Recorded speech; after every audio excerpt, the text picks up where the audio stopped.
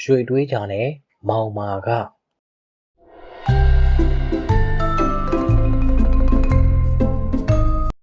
ရှေးကာက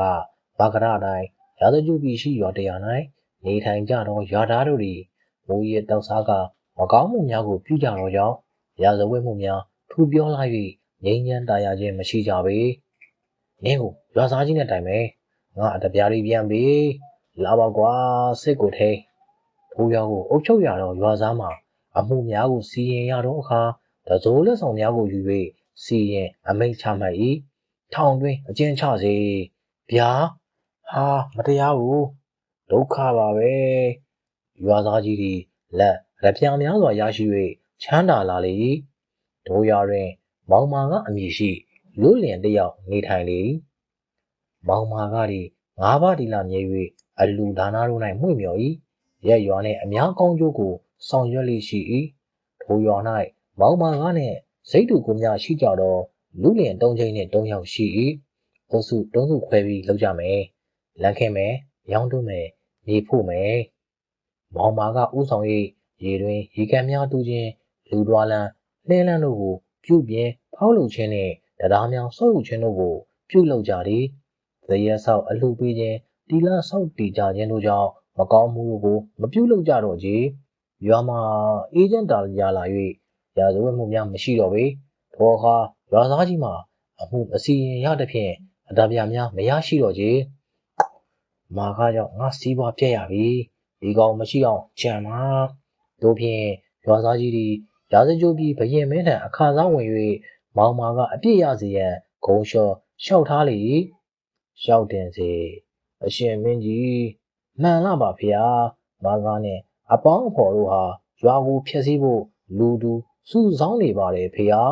ရက်ရွာငင်းငင်းရေးထီပါမိကိုစုံရိပ်မိသောကြောင့်ဘရင်မင်းမြတ်သည်မာကားတို့အဖွဲ့ကိုရှင်းလင်းရန်အမိန့်ချမှတ်၏မာကားနှင့်အပေါင်းပါတို့ကိုစင်ဖြင့်နင်း၍တက်စေအမိန့်တော်မှန်လားပါဖေဟာတင်းမြတ်လာကြောင်းပါဖေဟာနာကွာမင်းချင်းတို့သည်မောင်မာကားနှင့်အဖော်လူလင်တို့ကိုဖမ်းဆီးချုပ်နှောင်ကြတော့၏ဘာအပြစ်ရှိလို့လဲဗျငါတို့ကိုဘာကြောင့်ဖမ်းတာလဲမင်းချင်းတို့သည်မောင်မာကားနှင့်အပေါင်းအဖော်တို့ကိုစင်ဖြင့်နင်း၍တက်ရန်ပြင်ဆင်ကြသည်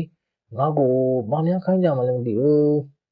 အဆွေတို့မကြောက်ကြနဲ့ဒေါသမထွက်ကြနဲ့မေတ္တာပို့ကြပါငါတို့ပြုခဲ့တဲ့ကုသိုလ်နဲ့တီလာကိုပြန်ပြီးတတိယဆင်ကျင်ကြ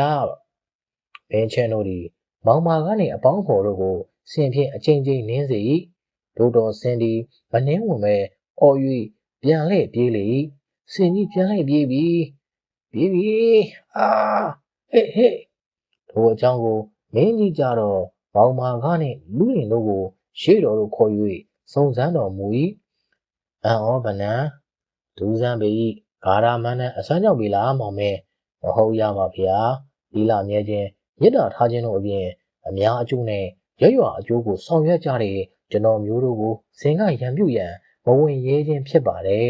ဒီလာနဲ့မြစ်တာထားတတ်တာကြောင့်အသက်ရှင်ရခြင်းဖြစ်ပါတယ်ဖေဟာဒုဝကဘယင်ကြီးသည်မောင်မာကားနှင့်လူငယ်တို့ကိုအထင်မှားမိကြောင်းသိရှိသွားကမောင်မာကားတို့ကိုနှစ်ချိုက်တဘောကျသွားခဲ့ရလေ၏လိမ္မာလိုက်တဲ့ကလေးတွေထို့နောက်ဘယင်ကြီးသည်အကြောင်းစုံကိုစုံစမ်းစေရာရွာသားကြီးဂုံရှောမှုကိုသိရှိသွား၏မှန်လားပါအဖြစ်မှန်ကဒီလိုပါဖေဟာဒီလိုကိုထို့ကြောင့်ဘယင်ကြီးကရွာသားကြီးအားဖမ်းဆီးချုပ်နှောင်စေ၏ဘယင်အမိန့်တော်အရာကရွာသားကြီးအားယာရုမှချ၍ထိုရာကိုမာကအားရွာသားကြီးအဖြစ်နှင့်အုပ်ချုပ်စေရမည်အမိန့်တော်ငါ၏စင်တော်ကိုလည်းမာကထံပေးသနာတော်မူလိုက်သည်မောင်မာကသည်ရွာသားကြီးဖြစ်လာတော့အခါရွာ၏အကျိုးကိုဇာတ်တက်တိုး၍ဆောင်ရွက်လေ၏ဒါယာဝါပြောတဲ့နေရင်စပွဲရွာကြီးတွေဖြစ်လာခဲ့ပြီမောင်မာကသည်လူတက်တန်းနေ၍ဝယ်လွန်သွားတော့အခါဒါဝရိနာနတ်ပြည်၌တရားမင်းဖြစ်သွား၍သူ၏အပေါင်းဖော်တို့သည်လည်းလက်သားများဖြစ်သွားကြကုန်လေတည်း